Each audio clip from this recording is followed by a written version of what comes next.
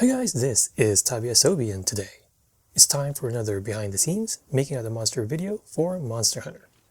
So last time we took a look at everyone's favorite egg swiper, the wily Kuliaku. Yeah, so please feel free to check that video out if you haven't had a chance to do so yet. This time though, we're aiming for bigger explosive prey. I'm talking about the undisputed heavyweight boxing champion of the world of Monster Hunter, Raging Brachydios, also known as Raging Brachydios in Japan, which I must say is a super cool name. See, the version of the verb takeru used in the monster's name basically means to rage or to be fierce, while hazeru means to burst, split, or pop open. So it literally translates to Raging Burst Brachydios. That kind of sounds like a Dragon Ball game or something. Regardless, it's an awesome name for an awesome monster. And I say that as someone who historically has had a hard time with this guy, particularly when using melee weapons. See, as someone who's been playing Monster Hunter since Freedom Unite, I usually have the pattern of the game's regular non-Elder Dragon monsters down pat. However, Brachydios, and especially Raging Brachydios, happens to be one of the monsters that give me trouble. There's just something about its moveset that punishes my regular tendencies when playing as a Blade Master. And you just know that the monster was definitely designed that way on purpose by the developers. Yeah, I know how you guys work. I've been seeing these for years. Years, I tell ya. Now, admittedly, the monster becomes a lot easier in Iceborne with a heavy bowgun equipped with a shield. Like many things. But by that, I'm talking about regular Brachydios. But what about Raging Brachydios? Well, I guess a lot of hunters are finding out the answer to that right now. Anyway, it's time to check out the behind-the-scenes stuff. For that, I'm using information from two Japanese books. One is the Royal Paleontology Scrivener's Hunter's Encyclopedia 4 from 2015. The other is the Monster Hunter Conceptual Law Forbidden Tome Volume 2 that was released in January 2020. The first book is actually written from the vantage point of the game's scriveners, or record keepers, while the second book features commentary from staffers Kaname Fujioka, Yuya Tokuda, and Ryozo Tsujimoto, pretty much about the making of the monsters, the characters, and the world of Monster Hunter. If you can read Japanese, those two books are definitely worth checking out, especially if you're a hardcore Monster Hunter fan. Now, to realize what's special about Raging Brachydios, it's important to understand the monster's regular form first. Let's take a look at the official entry in the Scrivener's Encyclopedia.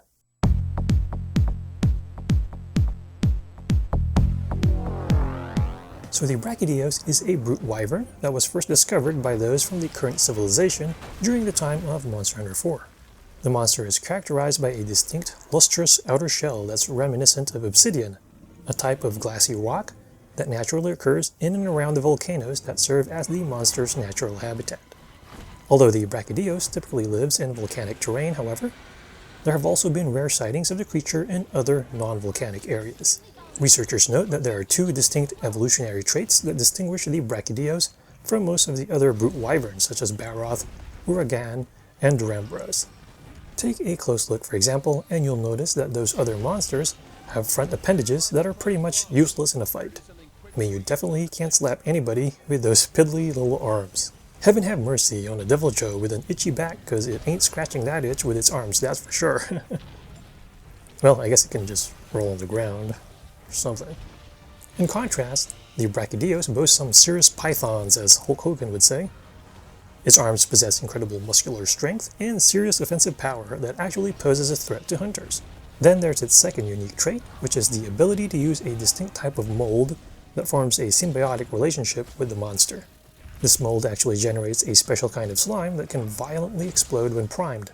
The slime also undergoes a chemical reaction once it leaves the creature's body, causing it to turn from green to yellow and then red. You know, kind of like a traffic light.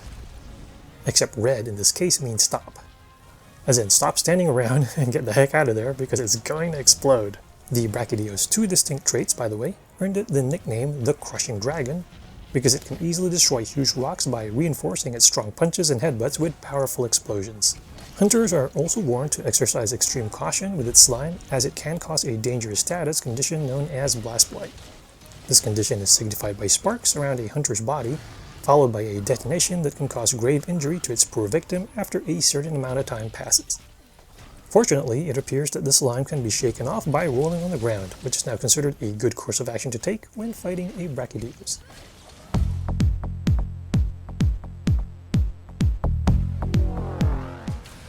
Analysis of the Brachydios also shows that this slime mold actually covers the monster's entire body. It's the reason why its whole body glows yellow when the monster is enraged, according to the royal scriveners. All that being said, there's an especially large concentration of the slime mold on its forearms and head.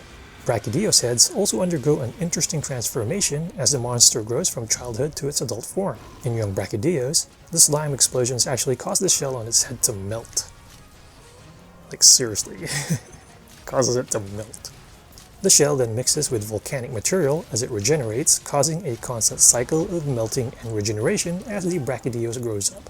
It's one reason why the creature's shell has the same luster and look of volcanic glass. One mystery that continues to puzzle researchers is how the Brachydios acquired the unique shape of its head. Also unique is the maze-like structure of its tail, which is akin to a star-shaped hexagon. The Brachydios' muscular strength is not limited to its arms, by the way. Its legs also boast great power, allowing it to leap and quickly close in on targets. Yep, been there, done that. I can see that jump coming a mile away.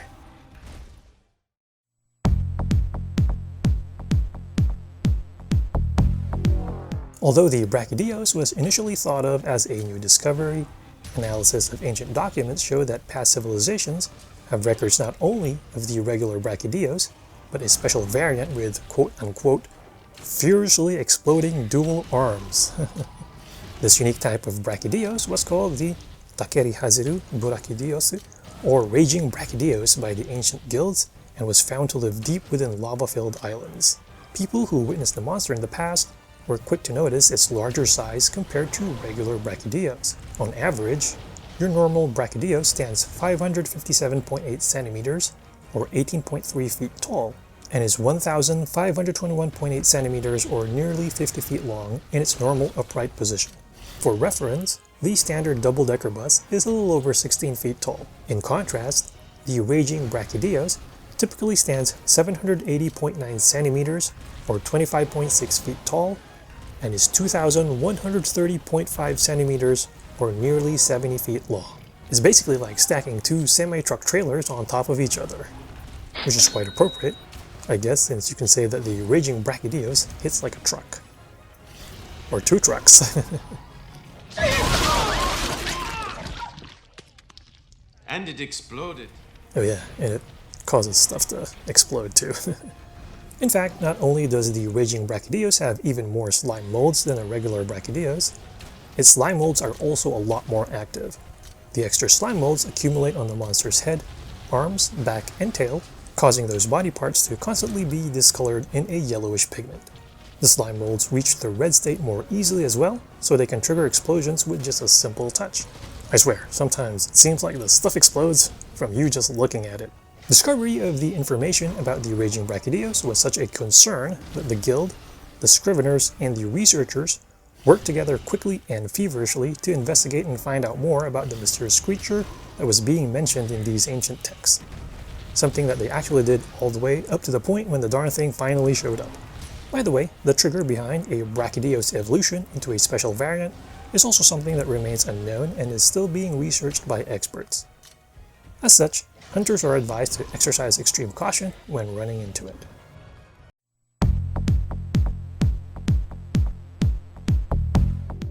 So if you're looking for someone to praise or blame for the Brachydios, look no further than this guy. Yeah, boy. Yeah, so director Konami Fujioka shared behind-the-scenes information about Raging Brachydios in the second volume of the Monster Hunter Forbidden Tomes book. According to Fujioka, the Raging Brachydios was a monster that was specially envisioned for the G-rank version of Monster Hunter 4, which was known as 4G in Japan and 4U in the West. The concept behind the Raging Brachydios was of a unique monster that can only be created within lava islands. See, unlike the slime mold found in regular Brachydios, the Raging Brachydios slime molds are formed in a different manner, which is the reason behind their more violent explosions. Normally, when the slime of a Brachydios explodes, it scatters spores which then reproduce. The spores found in the Raging Brachydios, however, are formed when the spores fall to the ground but fail to immediately germinate. Instead, they lie dormant and end up being buried in the lower stratum of the lava islands, where they store energy for years. In extremely rare cases, these spores resurface and become active again due to either a magma eruption or deformation in the Earth's crust. The energy they store over the years cause these molds to trigger even more powerful explosions. In fact, these special slime molds are instinctively sought after by Brachydios that sense them when they're close by because, well, they desire the stronger effects that they possess. So what's the reason that drives that desire? Well, according to Fujioka-san, these Brachydios desire strength in order to attract mates and pass on their genes. Darwin would definitely say amen to that. While the special mold causes many of the creatures to migrate to lava islands, however, Raging Brachydios are still rare, kind of like shiny Pokemon. Shiny, slimy, explosive Pokemon. The reason behind that is because the explosions caused by these special molds are so powerful, they can literally kill Brachydios that are not strong enough to withstand them. In some cases, Brachydios that are terrified by the mold's explosive power after attempting to join with them actually end up running away and seeking normal slime molds instead. Yeah, don't want none of that. Fujioka-san says that this might be the reason why Raging Brachydios are much larger than normal ones. It's probably because only the large, powerful Brachydios can withstand the effects of the slime and survive it. In that case, the slime mold is typically quite the attractive target for the creature's strongest specimens, even though they have to endure pretty painful circumstances in order to quote-unquote wear them. In designing the Raging Brachydios, Fujioka-san said he wanted to create a variant instead of a subspecies. For those unfamiliar with the difference between the two, a subspecies of a monster typically develops different colors and traits, or elements, like the more bluish Fulgur Anjanath using lightning instead of fire, or a pink coral Puke Puke using water instead of poison. Variants such as the Savage Deviljho and Furious Rajang, meanwhile, typically keep the same general pigment and abilities, except those abilities are strengthened to a whole different level. As a result, Fujioka-san decided to focus on the slime mold mechanic. From a gameplay standpoint, for example, the normal slime mold requires additional steps to activate, like having Brachydios lick its arms or having the slime mold separated from the main body, causing a timed explosion. You really don't have to deal with constant explosions unless it's in an angry state. Fujioka-san said he wanted to change that dynamic of gameplay a bit by creating a special slime mold that is essentially always active.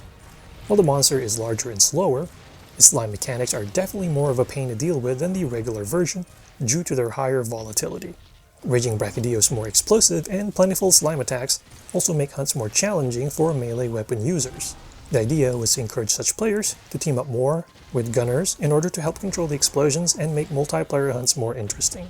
Strategies include having gunners trigger the explosions for body parts safely and more quickly from a distance, allowing melee users to attack the weakened part until the next explosive state is built up. Also, in the hunter notes for Raging Brachydios in Iceborne, hunters are encouraged to use melee attacks, or water moss in order to prevent the Raging Brachydios slime from activating. Players are warned to be careful, however, because doing so will cause the slime to fall off and detonate on the ground. Interestingly, while the devs said that the Kulyaku, for example, was designed as their idea of fun, Fujioka-san says that Raging Brachydios was designed to challenge players and pretty much stress them out. I will say that they definitely did a good job with fulfilling that goal. The stress. It's building up. See, while the monster's physical attacks were actually reduced in strength, for example, the slime explosions were greatly increased because, well, why not, right? Might as well turn the stress factor up to 11. The monster's size, meanwhile, was enlarged to increase the chances of hunters being sort of entangled with the monster and having it right there with them all the time. By the way, I have a feeling that the last level mechanic in Iceborne, where you're pretty much locked in a room with it until one of you dies, is an extension of that philosophy. I mean, it totally just sounds like the kind of amusing thing that these guys would come up with in their heads. Like I said, I've been playing this series for a long time. And why zero tricks? Indeed, Fujioka-san says that when playing the monster for the first time, players might have the impression that the slime mechanics are impossible to counter and that dealing with the monster's attacks and that constant hovering presence from its large body is gonna be tough.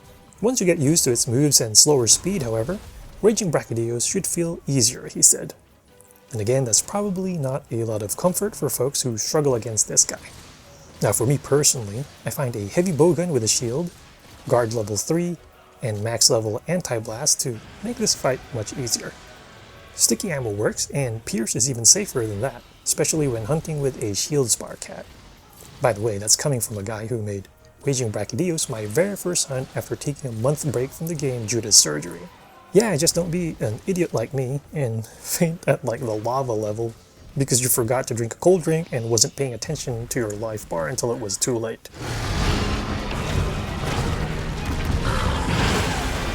Yep, that's me, right there. What a genius. Anyway, Fujioka-san also says that he quite likes the look of the Raging Brachydios, which swaps out the dark obsidian tones and texture of the original to the more vibrant emerald look of the variant. The armor from the Raging Brachydios also boasts a beautiful finish with a nice green gloss, Fujioka said, though keep in mind that he was talking about the 4G version in this interview. Let's just say that feelings about armor in Light World and Iceborne by extension are a bit mixed.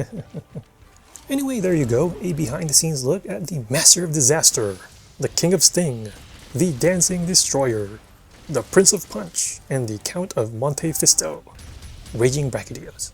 So what do you think of the monster that was designed to stress players out? As always, if you have any thoughts or questions, feel free to share them in the comment section. Once again, this is Tabiasobi, and thank you for watching. Now if you'll excuse me, I think there's a furious giant monkey that I have a date with right now.